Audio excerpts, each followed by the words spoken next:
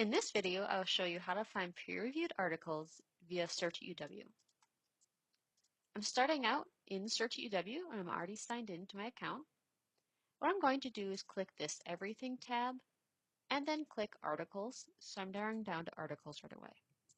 I'll type in my search terms and then hit Enter.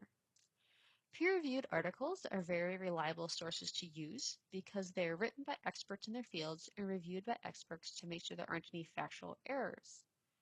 In fact, if down the line there are errors that are found, then the articles will be redacted or taken down.